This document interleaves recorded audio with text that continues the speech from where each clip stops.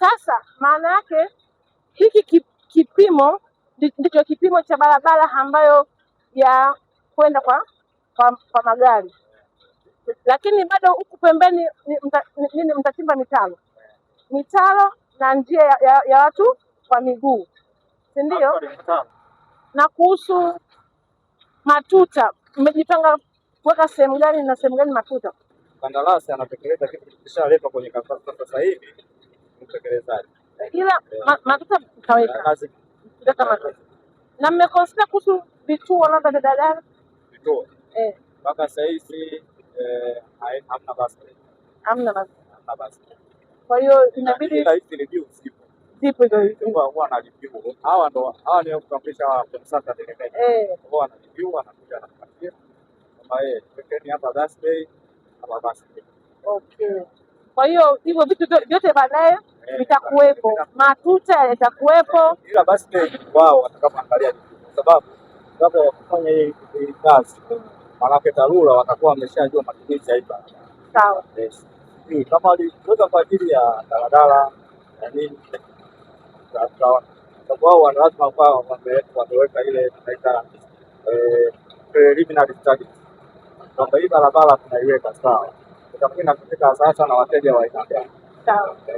Kulingana na inatumika na watu idadi ya ngapi na gari ngapi na wote. Kwa hiyo yote inatumika hadi kwenye design kila kitu upa na thickness kutoka kila kitu kinafikia kwa. Kwa jina naitwa Ashura Mohamed Sengondo, ni diwani wa kata ya Mabibo. Awali ya yote namshukuru Mwenyezi Mungu kwa kuweza kutufikisha mpaka siku ya leo.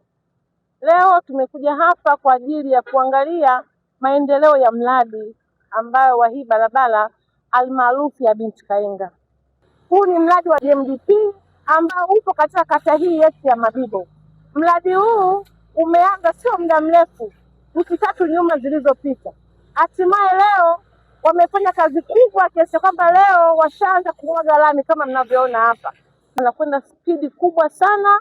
Hatimaye leo lami imeshaanza kuwekwa. Wanafanya kazi kwa kiwango cha hali ya juu.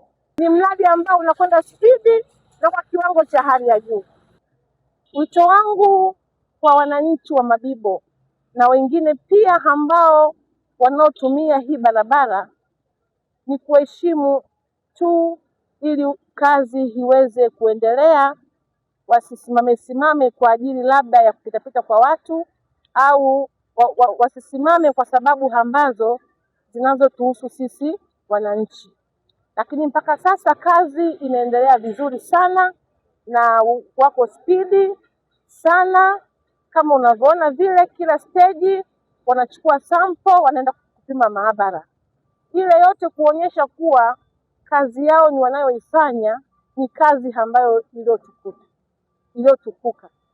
Niwaombe wananchi wawe na moyo wa subira, wasiwabuguzi mkandarasi ili ashinde kuweza kufanya kazi yake, ili afanye kazi yake kwa umakini na kwa haraka ili tuweze kukabidhiwa barabara yetu kwa ajili ya matumizi.